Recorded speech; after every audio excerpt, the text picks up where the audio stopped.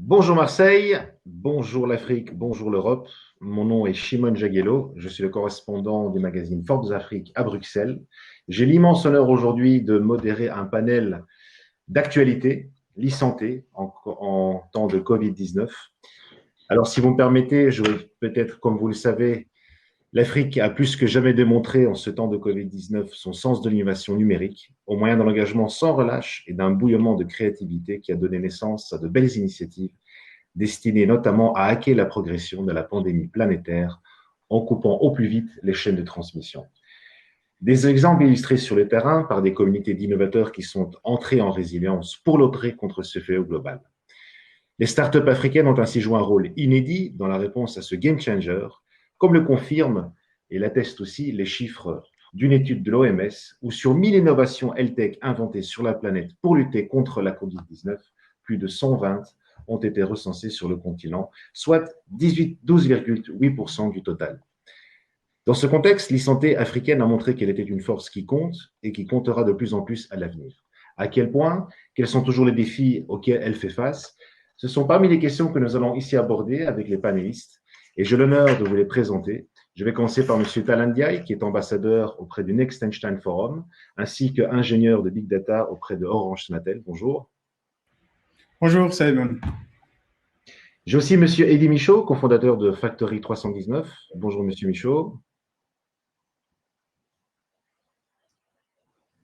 J'ai aussi M. Cédric Degbo, qui est le fondateur de REMA. Bonjour M. Degbo. Bonjour. J'ai aussi M. Emmanuel Assom Leyeng, qui est le CEO de WeCare au Cameroun. Bonjour. Bonjour, bonjour. Monsieur Nicolas Sainte-Foy, qui est chargé de mission à Eurobiomed. Bonjour, Monsieur Sainte-Foy. Bonjour.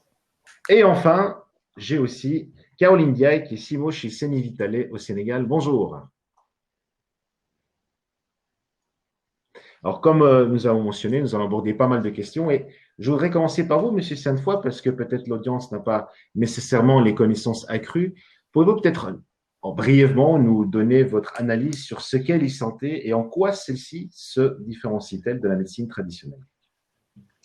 Ok, très bien. Ce qu'il faut comprendre, en fait, c'est que la e-santé ou santé numérique, c'est un domaine, en fait, qui est extrêmement vaste, où les définitions ont évolué avec le temps, hein, par rapport aux technologies, en fait, qui sont arrivées sur le marché au fur et à mesure depuis ces dernières années. Quand on regarde les définitions, au stricto sensu, ce sont des technologies, en fait, de l'information et de la télécommunication au service de la santé. Donc, en fait, par rapport à ça, vous allez retrouver, en fait, différents secteurs, la télémédecine, les applications mobiles qu'on peut retrouver sur les smartphones, les tablettes, etc., des logiciels, des objets connectés, des systèmes d'information hospitaliers, tout le système, enfin, d'information de l'hôpital, hein, qu'on peut avoir pour suivre un parcours patient, des dispositifs médicaux aussi qui sont maintenant connectés, qui rencontrent les mêmes problématiques, en fait, avec la gestion de la donnée de la santé, et aussi d'autres innovations qui concernent le diagnostic digital. Donc, en fait, on se rend compte que aujourd'hui, les outils de santé numérique couvrent maintenant toute l'expérience de l'usager et du patient, avec la prédiction, la prévention, le diagnostic, les soins personnalisés et le suivi ou monitoring du patient. Et en termes de chiffres, c'est un secteur, en fait, qui est en très forte croissance, hein,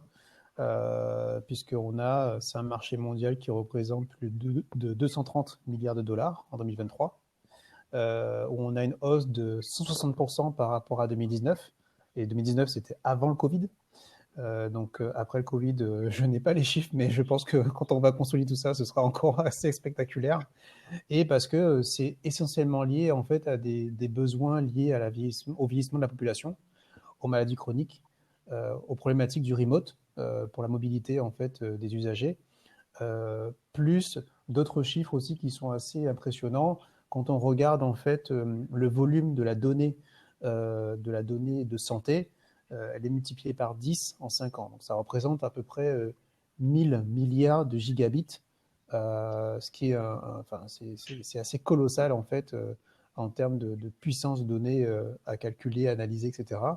Et quand on regarde juste le cas de la télémédecine, eh bien, ce sont des taux de croissance qui varient entre 23 et 36%. Taux de croissance annuel, hein, pour le secteur. Donc, c'est un domaine qui est extrêmement vaste et en fait qui va se différencier de la médecine traditionnelle quand on peut voir avec les médicaments, avec les dispositifs médicaux qu'on connaît sur les prothèses de hanches, etc. Parce qu'on n'est pas on est sur des cycles de développement qui sont très courts. Ce sont des modèles économiques qui sont complètement différents, mais qui ont tendance, en fait, il y a des ponts transversaux qui se mettent en place au fur et à mesure, notamment avec le big data, etc., plus tous les enjeux en fait, réglementaires qui se renforcent au fur et à mesure. Écoutez, moi, je crois que vous avez fait au niveau, en tout cas, une analyse assez édifiante de manière assez globale. Je voudrais peut-être ici plus revenir vers l'Afrique, et ici, je m'adresserai à vous, Monsieur Assom.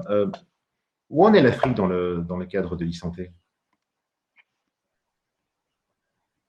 L'Afrique, le continent dans le domaine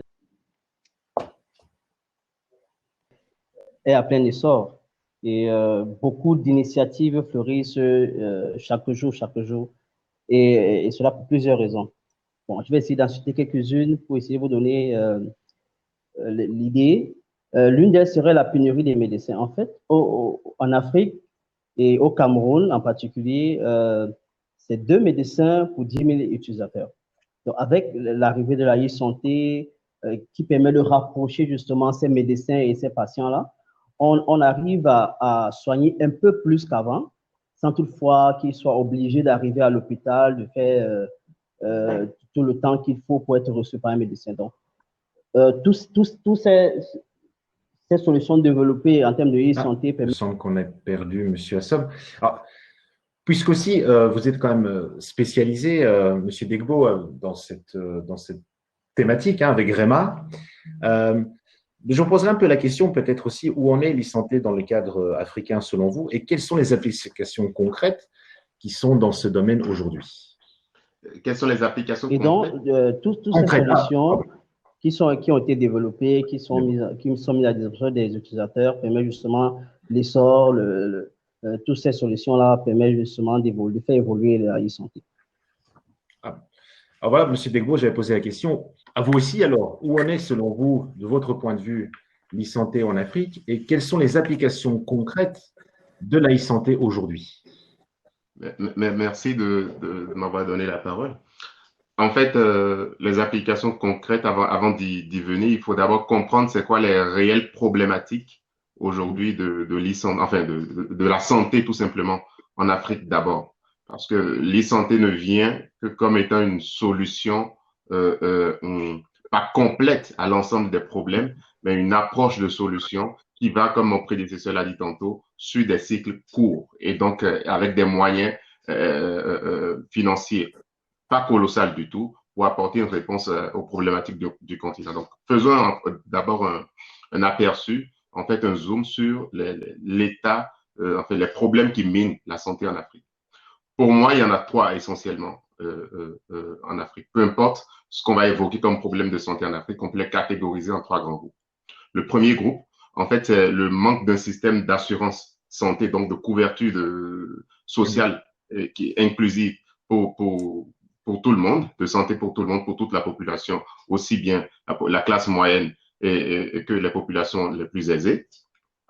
Deuxièmement, il y a la pénurie, comme l'a dit mon prédécesseur également, Emmanuel, des professionnels de santé, notamment des médecins, des sages-femmes et des infirmiers, par rapport à la demande en santé. Donc aujourd'hui, pour parler concrètement, on est 2,7 médecins pour 10 000 habitants aujourd'hui sur le continent africain. Et là, c'est encore 7 fois inférieur aux recommandations de l'OMS. Mais il faut quand même avouer que sur ce plan-là, il y a un progrès qui est fait depuis les 10 dernières années, où on est passé de 1 médecin pour 10 000 habitants à 2,7 de 2010 à 2,7 médecins pour 10 000 habitants en 2017. Donc, il y a quand même un progrès et on estime même que d'ici 2030, on va dépasser les 1 million, enfin le million de médecins sur le continent africain. Et le troisième problème, c'est le manque, le déficit d'infrastructures sanitaires. On parle ici d'infrastructures aussi bien immobilières que de dispositifs, d'équipements médicaux à mettre au service de la population. Donc pour moi, c'est les 3 grandes catégories de problèmes que rencontre l'Afrique d'un point de vue sanitaire. Et les applications concrètes justement de l'e-santé, comme vous le demandiez tantôt, doivent forcément entrer dans ce cadre-là pour essayer de répondre d'une manière spécifique à ces différents problèmes-là. Donc, il ne s'agit pas ici pour l'e-santé. Moi, le combat que je mène, c'est pas de dire que l'e-santé est le miracle, est la solution qui va tout changer. Non, pas du tout. Dire cela, ce serait vraiment méprendre ou bien en tout cas méconnaître les problématiques sanitaires en Afrique. Mais par contre, l'e-santé est aujourd'hui une opportunité pour l'Afrique afin de pouvoir résoudre ces problèmes-là, en tout cas des éléments de ces problèmes-là, parce qu'aucun problème ne peut être résolu d'un coup comme ça. Mais quand on le monnaie, les différentes causes qui expliquent, qui résultent de ces problèmes-là, certaines causes peuvent être réglées par l'e-santé, notamment en rapprochant les patients des médecins à travers la télémédecine, donc la téléconsultation, tout ça, c'est une des applications, et notamment en rapprochant les professionnels de santé les uns des autres, ce que REMA fait dans le cas d'espèces aujourd'hui. Ce qui permettrait, comme vous dites, d'augmenter aussi le nombre de parts de médecins auprès des citoyens, par exemple, de continuer exactement. Et d'arriver à ce million de médecins d'ici 2030, si je comprends bien. Oui, un tant soit peu. Parce que… Évidemment, vous comptez une contribution, bien sûr, on s'entend bien. Exactement. Le seul moyen, en fait, de régler le déficit de façon effective et radicale, c'est de former plus de médecins. Il n'y a pas de miracle. Il n'y a pas de miracle. C'est de former plus de médecins. Mais en attendant, former plus de médecins, c'est structurellement complexe. Ça prend des années. Donc, en attendant d'en arriver là, ça prend des dizaines d'années d'en former plus. En attendant d'en arriver là, on peut rompre la barrière de la distance et permettre aux populations de bénéficier du nombre de professionnels de santé qu'on a maintenant à travers la technologie. En attendant que structurellement, on collecte les moyens nécessaires pour répondre aux déficits de professionnels de santé sur le continent. Il y a un effort qui est fait par tous les pays africains dans ce sens depuis 10 ans. Alors, vous avez cité, M. Degbo, un problème aussi d'infrastructure, donc j'imagine l'accès à la connexion, par exemple. Et M. Ndiaye, peut-être ici, je me tournerai vers vous, vu votre spécialité. Quel est l'état actuel de la connectivité en Afrique et quels sont les défis auxquels elle est aujourd'hui assujettie? Alors, merci Simon, merci à vous. Donc, je pense qu'aujourd'hui, on ne peut parler de la santé sans pour autant parler du numérique, d'où la e-santé. Mais également, on ne peut parler de e-santé sans parler de la connectivité. Donc, comme vous le savez, globalement, en Afrique, nous avions un problème de connectivité. Donc, mais on constate que depuis les 10 dernières années, cette connectivité a été réduite. Donc, les politiques gouvernementales étaient de réduire les fractures numériques. Si je prends l'exemple du Sénégal, on est à un taux de pénétration qui dépasse les 100%, on est à l'autre de 110%. Donc, si on l'applique dans le domaine de la santé également, cette connectivité peut aider à résoudre des problèmes. Donc, je vais peut-être parler globalement d'Afrique. Hein. Il s'agit un petit peu d'insister sur le paradoxe d'une Afrique qui montre une forte pénétration numérique, comme vous le constatez aujourd'hui, mais en parallèle, une faible performance sanitaire. Donc, alors que les deux dimensions pourraient allègrement devenir complémentaires via les technologies mobiles. Donc, aujourd'hui, ce qui se passe en termes de connectivité appliquée à la santé, si je prends la chaîne de la santé, donc qui part de la prévention jusqu'au suivi, amélioration, en passant par le diagnostic et le suivi. Aujourd'hui, il y a beaucoup d'initiatives qui passent par les technologies mobiles, donc la téléphonie mobile, pour aider dans le secteur sanitaire. Donc, la problématique majeure dans la santé en Afrique, c'est un problème d'échange d'informations ou de flux d'informations. C'est-à-dire faire partir l'information du médecin au patient ou bien faire quitter des informations du patient au médecin. Donc, cela peut être au premier niveau, hein, tout ce qui est prévention. Donc, je pense que globalement, au niveau de la connectivité, c'est la prévention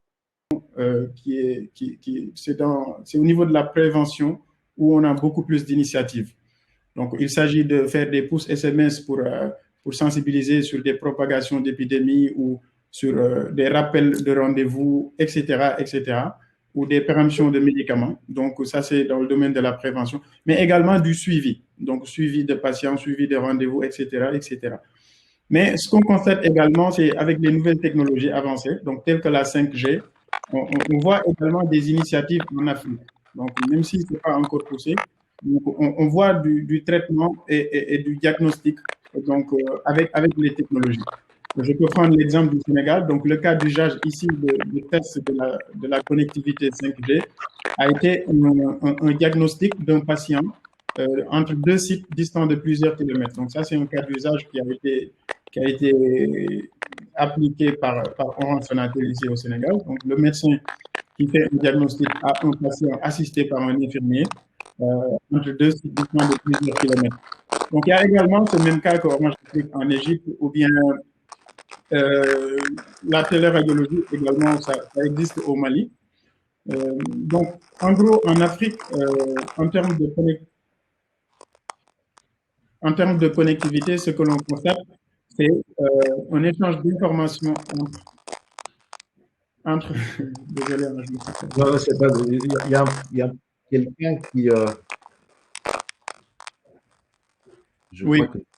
Et donc en résumé, on a une bonne pénétration mobile pour aider, en tout cas dans tout ce qui est prévention et suivi.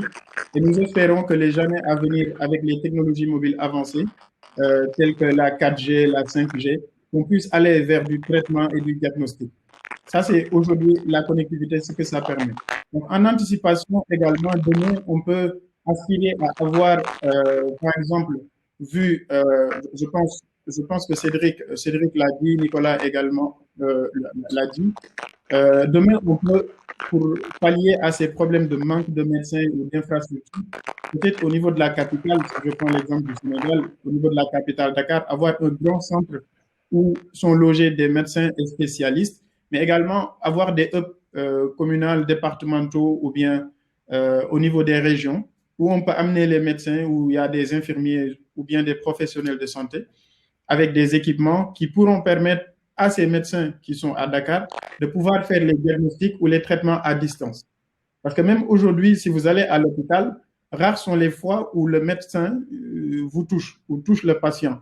Donc, il utilise des équipements, il utilise des technologies pour toucher le patient ou appliquer un traitement. Et ça, je pense, cette distance de 1 mètre ou de 50 centimètres peut être étendue à plusieurs kilomètres si on a une connectivité stable.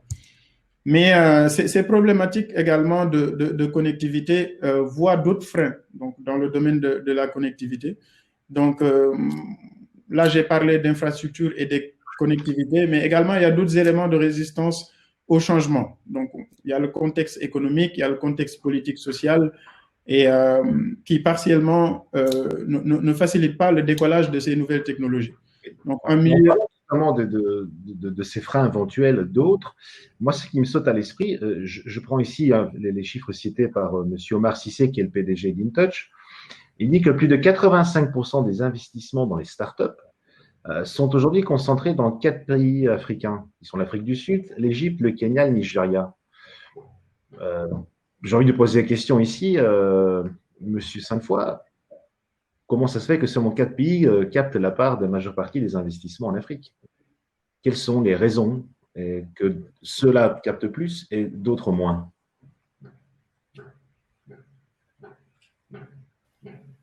Allô? Oui, c'est bon. Vous m'entendez? C'est à vous que je vous adresse la question. Oui, pardon. C'est une excellente question. En fait, quand on a en fait je veux dire il y a beaucoup en fait de pays en Afrique et certains en fait il y a plusieurs raisons. Soit en fait il y a eu en fait dès le départ une politique publique extrêmement forte pour permettre à différents secteurs en fait de se développer favorablement. Pour citer en fait ces 4 pays. Le deuxième point en fait, c'est que vous avez en fait parfois des écosystèmes d'innovation qui font que vous avez des réseaux, des universités, des centres de recherche ou des entrepreneurs ou même du coup directement en fait des investisseurs qui sont spécialisés en fait sur ces secteurs donnés. Et le troisième point en fait, c'est que il y avait parfois il peut y avoir en fait un tel besoin sur le terrain si fort pour résoudre en fait des problèmes de santé publique que du coup il y a des initiatives tout simplement de personnes, de personnalités qui mettent en place en fait des structures, des entreprises ou alors directement des hôpitaux qui font l'innovation. C'est ce qu'on a vu aussi dans notre région, des hôpitaux qui sont très, très orientés vers l'innovation pour mettre en place aussi, favoriser de la meilleure façon possible la pénétration du marché pour ces innovations en e-santé et donc faire le point relais avec des investisseurs qui puissent soutenir ce type d'innovation. Ça fait partie de ces 4 axes qu'on a pu voir déjà ici en France et en Europe. Et c'est fort possible aussi que ces facteurs-là aussi soient pris en compte au Nigeria, en Égypte ou en Afrique du Sud. Mais je laisserai mes panélistes me contredire le cas échéant. Alors, je voudrais continuer quand même sur la question du financement, en allant un petit peu plus profondément dans les chiffres, et je m'adresserai ici à vous, Monsieur Degbo. Quand je vois, et je cite ici, alors là, pour le coup, l'organisateur de ce forum, Monsieur Samir Abdelkrim, qui avait fait justement une analyse assez éloquente, je trouve, en disant que malheureusement, en Afrique francophone, 50% des financements qui est donné est capté par la FinTech à elle seule. Comment faire pour que le secteur de la santé, qui a montré quand même aujourd'hui son importance, puisse, je dirais, capter une plus grosse part du gâteau, entre guillemets, de ce financement qui est donné, qui n'est qu'à hauteur que de 2 milliards d'euros pour les besoins de 54 pays, alors qu'en un week-end, ce qui équivaut à un financement en un week-end dans la Silicon Valley. Ouais. Et ça, c'est un sujet qui me passionne. Alors, je vais poser la question à une des bonnes. Mais en même temps, c'est un sujet qui est d'une tristesse qui ne dit pas son nom, malheureusement. Et c'est un constat aujourd'hui de voir que la FinTech africaine, et même africaine anglophone surtout, capte la majorité des investissements en capital risque. Pourquoi? Parce que la e-santé aujourd'hui, dans le monde, d'une manière générale, mais encore plus en Afrique, a un problème de modèle économique. Et ça, il faut avoir l'honnêteté de pouvoir se le dire. Notamment, pour ceux que je connais, pour les entrepreneurs d'Afrique francophone avec lesquels je suis en contact et qui sont également dans les santé aujourd'hui, c'est très dur de mettre en place un modèle économique durable et viable et surtout rentable en Afrique aujourd'hui parce qu'il y a plusieurs freins, comme l'a évoqué tantôt Ndiaye. Il y a plusieurs freins. Il y a les freins de moyens de paiement. On dit que c'est vrai que les fintechs sont financés, mais les fintechs sont financés en Afrique anglophone. Et les solutions que les gens mettent, enfin, les collègues entrepreneurs mettent en place en Afrique anglophone ne sont pas valables ou ne sont pas encore étendues parce que les investissements dont on parle, ça s'arrête souvent en série A. En série A, tu touches à peine 5-10 pays. Ça n'a pas le temps de venir envahir le marché francophone. Donc, du coup, nos solutions, déjà, que nous, on a, sont très limitées au pays. Or, une start-up ne peut pas vivre juste sur le marché d'un pays, sachant le taux de connectivité, le taux d'alphabétisation et le pouvoir d'achat de la population. On ne peut pas juste se baser à l'échelle d'un pays et être rentable. Donc, il y a ce frein. Il y a le deuxième frein, donc c'est le problème de modèle économique qui vient de 2 aspects. Le premier aspect, c'est que les fondateurs ne font pas leur travail, enfin, ne font pas leur devoir d'entrepreneur correctement. Donc, on ne s'investit pas concrètement dans la connaissance du marché, dans l'étude de marché et dans l'adaptation des solutions au contexte africain. Ça, c'est vraiment très important de le dire. C'est pas parce que Doctolib fait, je sais pas, de la téléconsultation ou je sais pas, de la prise de rendez-vous en ligne et que ça cartonne en France, je sais pas où, que je vais prendre le même modèle et venir le répliquer pour copie conforme en Afrique parce que les réalités sont différentes. Donc, il faut faire un travail d'adaptation. Donc, c'est un travail de modèle économique. C'est un problème de modèle économique dans l'e-santé en Afrique. Deuxièmement, un problème de économique, vous dites, et je voudrais quand même donner la parole aussi à Monsieur Michaud qui vient de nous rejoindre ici. Okay. Donc, nous avons parlé, Monsieur Michaud, que voilà, il y avait un problème de financement pour les startups en Afrique, et Monsieur Segbo vient de faire, Monsieur Degbo, pardon, vient de parler d'un problème de modèle aussi économique pour permettre, on va dire, un plus grand déploiement du secteur de l'e-santé en Afrique. Est-ce que vous êtes d'accord avec lui et vous pensez qu'il y a d'autres éléments qui devraient être pris en compte pour permettre un déploiement beaucoup plus grand de l'e-santé, notamment en Afrique francophone? Et quand on voit le financement, il est beaucoup plus centré en Afrique anglophone, j'ai cité 4 pays, le Kenya, l'Afrique du Sud et ainsi de suite, et surtout plus petit comparé à d'autres secteurs. Voilà, c'est ça ma question. Oui, je vous prie de m'excuser, j'ai eu un petit problème technique. Vous entendez bien? Oui, super. Effectivement, la question du modèle, je pense, est déterminante de toute façon pour permettre de se développer sur le contexte, sur le continent africain et dans le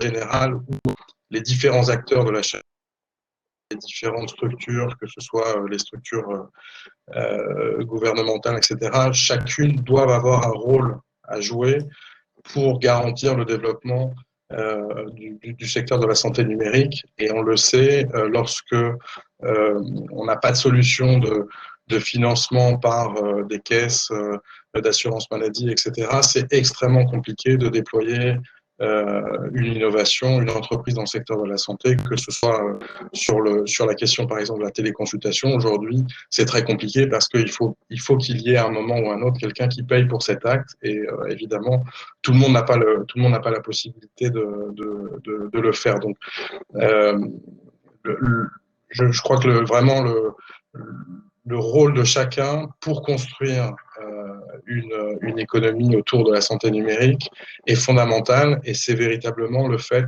que chacun assume un rôle,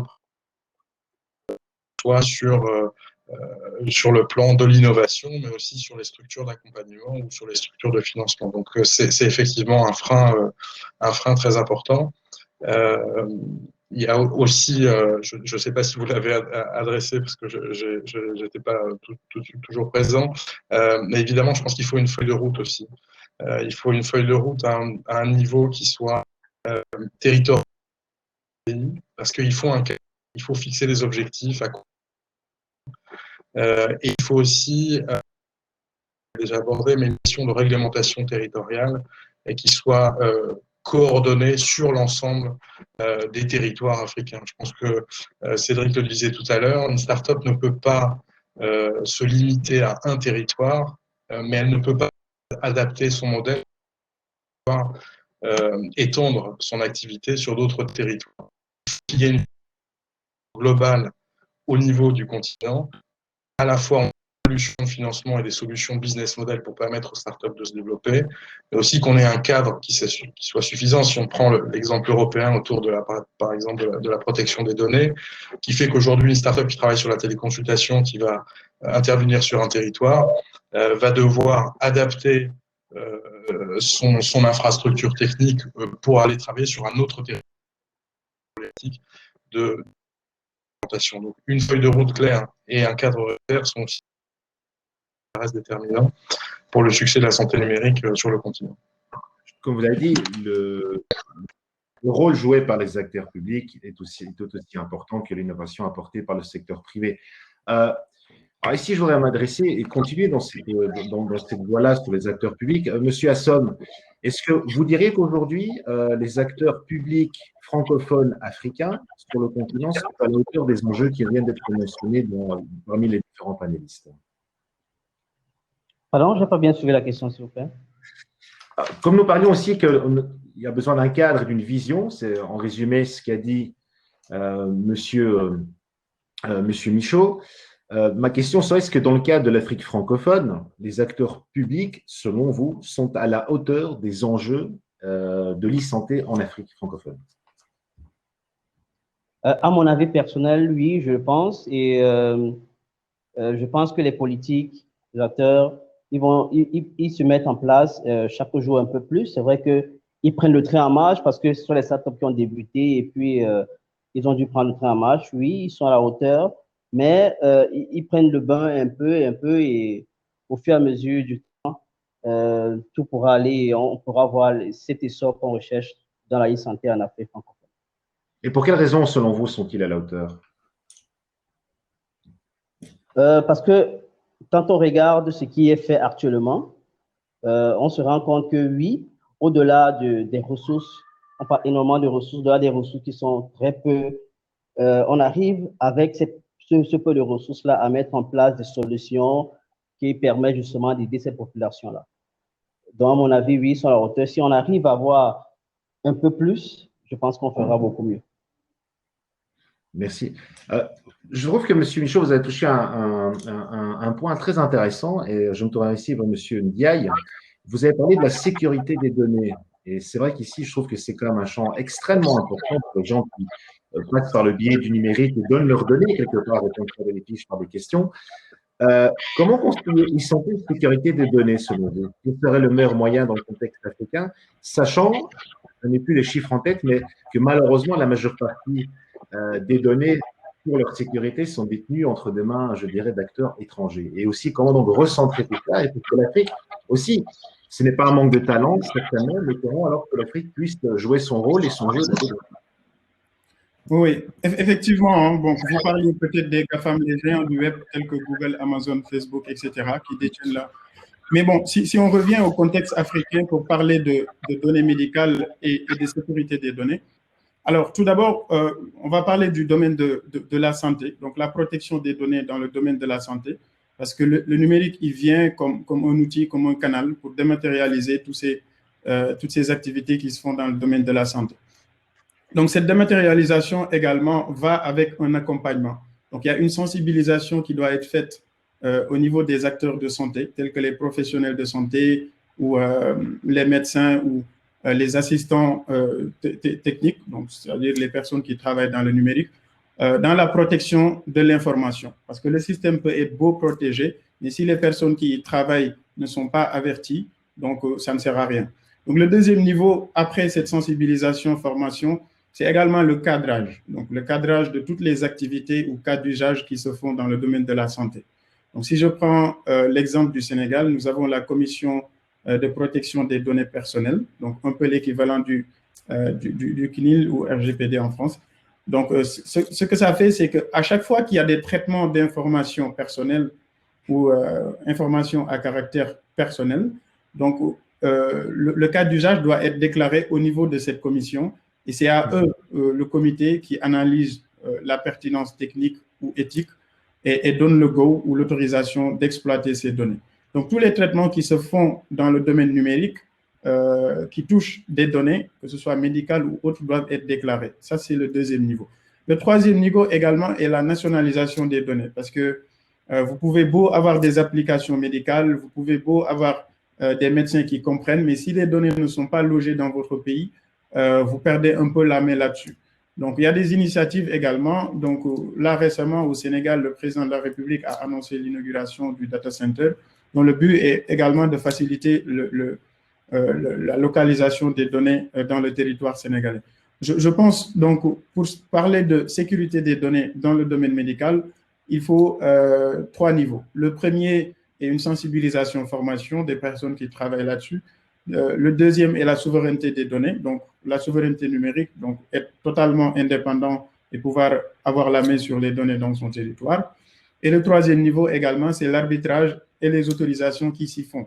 Je pense qu'au Sénégal, nous avons tous assisté à de très belles innovations que les jeunes ont faites dans le domaine médical, donc pendant le Covid, mais qui n'ont pas finalement pu aller en production ou lancer. Pourquoi? Parce qu'il y avait des failles peut-être dans la protection des données, en tout cas, qui avaient été détectées ou annoncées par cette commission.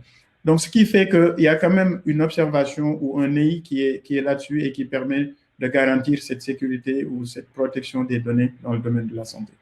Merci infiniment, Monsieur Ndiaye, pour votre éclairage là-dessus. Monsieur Michaud, je voudrais peut-être un peu inverser ici là, parce qu'on a parlé beaucoup des défis liés à l'Afrique et ainsi de suite. Et comme l'innovation est abondante et indéniable, en tout cas du côté africain, Est-ce que selon vous, l'Europe peut apprendre quelque chose de l'innovation africaine aujourd'hui et sur ce contexte que vous avez dit? Oui, incontestablement. Enfin, nous, c'est un des, je dirais, un élément de notre ADN dans notre activité, c'est véritablement de se nourrir des expériences et des retours d'expertise sur l'ensemble des écosystèmes d'innovation. Et je pense que c'est un élément qui est extrêmement important. Après, évidemment, les défis, les enjeux ne sont pas forcément les mêmes. Si, au final, la santé numérique sert à servir les patients et les professionnels de soins et que, je dirais, un peu quels que soient les territoires, les problématiques sont toujours les mêmes, c'est-à-dire la désertification des territoires sur le plan médical, l'accès aux soins, le temps médical qui est aussi une question extrêmement importante. Donc je dirais que quel que soit le territoire, on répond dans l'e-santé, dans la santé numérique, toujours un peu aux mêmes problématiques. Après, on a l'expérience, par exemple, de l'Europe, où on a peut-être un cadre, une feuille de route, ce que je disais tout à l'heure, qui est un petit peu plus clair. Mais ces retours d'expérience sont extrêmement intéressants parce qu'il faut se confronter aux mêmes problématiques. Des problématiques, comme on le disait aussi, de sensibilisation des utilisateurs. L'Europe, on est aussi confronté à des problématiques d'adoption de ces technologies par les professionnels de santé, des questions aussi d'onboarding de patients et des utilisateurs. Donc évidemment, je pense qu'aujourd'hui, il faut globaliser la question de la santé numérique, voir ce qui fonctionne sur le territoire et l'adapter. L'adaptation est très important parce qu'aujourd'hui, une technologie qu'on va développer, que l'on va implémenter de manière isolée dans un environnement, c'est une technologie qu'on doit adapter et implémenter dans un environnement qui a énormément de facteurs, les professionnels de santé, les utilisateurs, les médecins, les infrastructures. Donc, on a évidemment des leçons à tirer de part et d'autre dans les deux sens, je dirais. Accélérer l'intégration numérique et aussi parfois pour utiliser les expériences des uns et des autres pour soit ne pas faire les mêmes erreurs, soit pour aller plus vite sur certaines intégrations. Mais oui, je confirme. Dans le contexte un peu entre l'Europe et l'Afrique, ici je vais me tourner vers vous, Monsieur Sainte-Foy. Selon vous, qu'est-ce que l'Europe peut aujourd'hui apporter à l'Afrique dans le domaine de l'e-santé? Ah, ça c'est une excellente question. En fait, je pense que c'est avant tout en fait son retour d'expérience. C'est-à-dire que quand on regarde en fait l'évolution de la e-santé en France, il y a Cédric qui parlait de Doctolib tout à l'heure, si je ne me trompe pas. C'est finalement effectivement, comme disait Eddy, c'est des problématiques qui étaient différentes initialement, mais il y avait la question finalement de l'accès aux soins. Par rapport aux déserts médicaux qu'on a aussi sur nos territoires.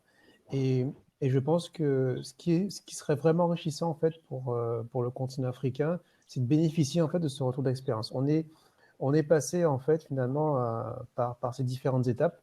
On parlait de cadrage, de feuilles de route, etc. Au début, quand Doctolib en fait est arrivé, il y avait beaucoup en fait d'aspects réglementaires, de manque des lois en fait qui n'étaient pas encore promulguées et qui sont arrivées bien plus tard parce que justement il y avait justement des entreprises qui avaient réussi. On avait les mêmes questions, hein, modèle économique, financement, etc. C'était exactement les mêmes questions et jusqu'à aujourd'hui, hein, on les a encore même pour nos startups qu'on accompagne dans notre réseau au sein du pôle Eurovimed. C'est extrêmement difficile. Là, en fait, c'est comme si en fait, en regardant, en étant, je dirais, africain, c'est comme si en fait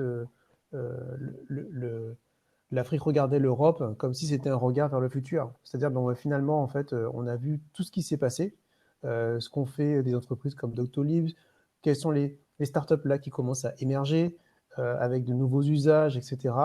Parce qu'on a parlé en fait des usagers en tant que patients, avec les praticiens, les techniciens, les infirmiers, mais il y a d'autres types en fait aussi de clients, notamment ici en France, on a eu notamment avec le Covid beaucoup d'initiatives où il y a eu les relais notamment via les agences régionales de santé. Alors, je ne connais pas l'équivalent dans les pays africains, mais ça fait partie en fait des structures qui sont donc sur des régions en France et qui ont en fait et qui mettent en place toute la politique de santé publique pour dire ben voilà les axes prioritaires en fait de notre territoire.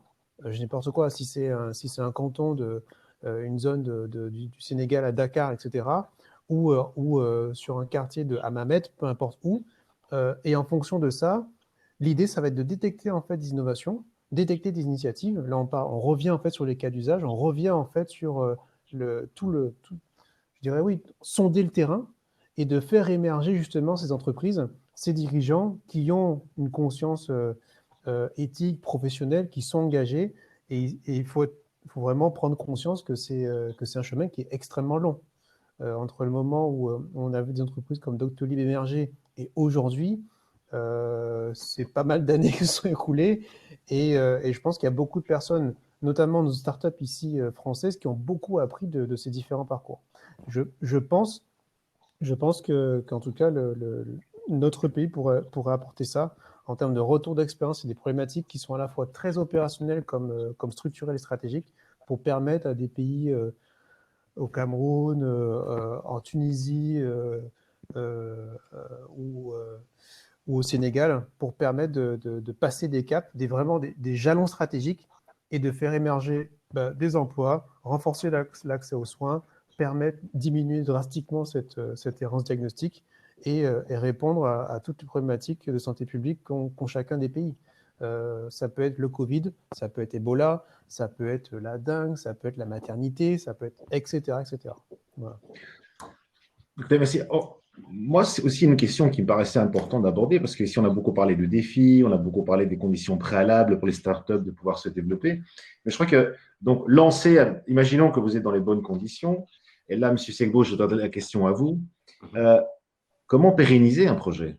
Vous qui êtes à la tête d'une startup que vous devez pérenniser, quels sont les ingrédients clés pour pouvoir pérenniser un projet dans le domaine de l'e-santé et éventuellement construire une licorne dans ce domaine, une licorne africaine? Évidemment, si je savais la réponse exacte à cette question, je ne serais pas à cette table. mais quand même, mes 4 années d'expérience aujourd'hui m'ont appris des leçons que je peux partager. C'est vrai pour moi aujourd'hui, mais c'est potentiellement faux demain. Donc, ce que je dis est forcément à prendre dans un contexte donné. Ce n'est pas une vérité absolue, évidemment, parce que Vous pouvez inspirer d'autres jeunes qui voudraient aller dans ce domaine. Oui, chaque entrepreneur a sa vérité et tout. Mais concrètement, ce que moi, je recommanderais en premier lieu, c'est de ne pas attendre, vu qu'on a parlé de réglementation tout à l'heure, c'est de ne pas attendre la réglementation, c'est de ne pas attendre que les autorités gouvernementales soient prêtes et que l'environnement juridique, réglementaire ou commercial ou économique soit calé avant de lancer une solution. Quand tout ça est prêt, de toute façon, c'est déjà trop tard. Et donc, c'est à nous, start-upers, d'amener les autorités, les gouvernements à s'aligner derrière notre croissance et faire des règles pour nous, et faire de la réglementation pour nous, et s'uniformiser pour nous. Ce que moi, je demande, en fait, en tant que chef d'entreprise au gouvernement, ce n'est pas de l'argent, mais c'est de la bienveillance. Parce que nous, on est dans un écosystème où on est obligé d'innover, on est obligé de prendre des risques, on est obligé de se rapprocher de la ligne jaune, voire de la ligne rouge. Mais au moment où vous nous surprenez au bout de la ligne jaune ou rouge, le regard du gouvernement, des autorités ne doit pas être policier. Il doit être un regard bienveillant, voyant l'impact potentiel que recherche, au-delà de l'impact économique, l'impact social et sanitaire que recherche cette entreprise-là et essayer de l'amener à se régulariser avec la réglementation en vigueur. Ça, c'est le premier point. Donc, ne pas attendre. Il ne faut surtout pas attendre. Il vaut mieux s'excuser que de demander la permission. Et ça a toujours été comme ça. Deuxièmement, c'est être patient. C'est vraiment beaucoup de patience. Et ça, c'est pas forcément spécifique à la e-santé, c'est dans tous les domaines, mais encore plus dans l'e-santé où c'est difficile de mettre en place un modèle économique. Trouver un modèle économique stable et viable dans l'e-santé, c'est, pour moi, je pense que ça doit être au bout de 5 ans ou 10 ans en Afrique. C'est-à-dire il faut 5 ans aujourd'hui pour une startup e-santé au minimum avant de dire j'ai un truc qui tourne tout seul. Au minimum, c'est vraiment le minimum. Donc, c'est beaucoup de patience. Et troisièmement, c'est qu'il faut exécuter comme un malade. Ce que moi, je reproche à l'écosystème francophone, c'est le manque de, de violence dans les exécutions, surtout dans l'écosystème e-santé. C'est encore pire dans l'e-santé. On prend tout on fait du social, c'est free, ah nous on est bien. Mais à la fin de la journée, on est des chefs d'entreprise qui doivent diriger des gens, qui doivent prendre des décisions. Donc on doit exécuter comme quelqu'un de la fintech. On doit exécuter comme si on faisait du retail, enfin je sais pas, de la distribution, tout simplement. Donc, pour moi, c'est vraiment les trois choses. Et pour finir, le petit bonus, c'est vraiment avoir une vision et rester dans sa vision. Ça fait toujours la différence. Quand chaque jour, on fait quelque chose pour nous amener de manière globale, tout ce que les gens font dans la boîte amène l'entreprise vers sa vision. Ça fait toujours la différence et c'est juste une question de temps, la réussite. Dans ce cas-là. Ben, mes collègues vont certainement ajouter des choses.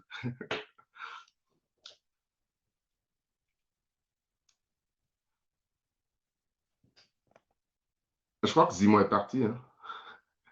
Je ne vois plus. Ah mince. Ouais. Et je pense, pour compléter cette partie-là que vous avez dit, c'est très important, le regard des administrations ou des dirigeants envers les startups ou les entreprises qui veulent innover. Parce que je pense, si on veut appliquer, en tout cas, la même rigueur qui sont appliquées aux entreprises matures ou le grand secteur privé aux projets d'innovation, cela devient une complexité. Moi-même, je l'ai vécu avec des amis. On voulait lancer une startup dans le domaine de la santé, mais le premier frein a été une collaboration des professionnels de santé. Nous avons été en région à 120 km de Dakar, mais l'infirmier, il nous dit, je ne peux échanger avec vous que si vous n'avez l'aval du ministère de la Santé. Donc après, il a fallu revenir à Dakar et pour avoir un rendez-vous, c'est très, très compliqué. Donc je pense le regard que les administrations ou les gouvernants ont également sur les startups qui veulent innover, ça aide beaucoup. Je pense que Simon est revenu. Je m'excuse, hein, mais merci d'avoir pris la relève, Tala, pour ce problème. Même ici, vous voyez, en Belgique, nous avons des problèmes parfois de connectivité. On s'est vite résorbé.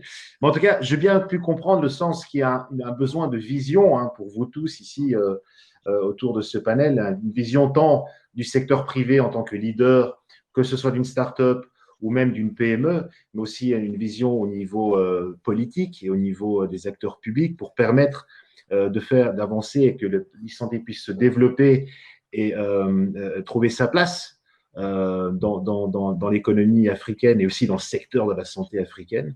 En tout cas, moi, je veux dire, il ne reste plus qu'une minute, donc malheureusement, je vais devoir clôturer tout doucement ces débats. Ce que moi, je voudrais vous dire à tous, c'est que je voudrais vous remercier pour vos éclairages édifiants, en tout cas, durant ce panel. Je peux vous dire, je crois qu'il a été quand même passionnant parce qu'au fil des discussions, le nombre de personnes se connectant a augmenté. Donc, je vous remercie et félicitations à vous tous pour cela. J'ai été vraiment honoré de pouvoir modérer ce panel en partenariat avec la ville ex-Marseille et ainsi que Eurobiomed. Pour ma part, je donnerai juste ma modeste contribution en citant juste quelqu'un, un Africain, un Ghanéen en perspective, qui est Kofi Annan, qui a dit que j'espère que la santé ne sera finalement pas considérée comme une bénédiction à souhaiter, mais comme un droit de l'homme pour lequel il faut lutter. Et tant pour les acteurs privés que pour les acteurs publics, je pense que c'est nécessaire que citation s'aligne pour la clôture de ces débats. Aussi, je voudrais remercier tous les gens qui ont organisé, les gens derrière, parce que nous sommes devant, mais il y a toujours des équipes qui organisent ce panel. Et je voudrais les féliciter pour le professionnalisme et l'excellent travail. Merci à tous. Comme dirait un vieux journaliste télévision, je vous rends l'antenne. Merci. Merci à tous. Merci beaucoup. Merci à tous. Merci. Au revoir, à très bientôt. Au revoir, à très Au bientôt. revoir.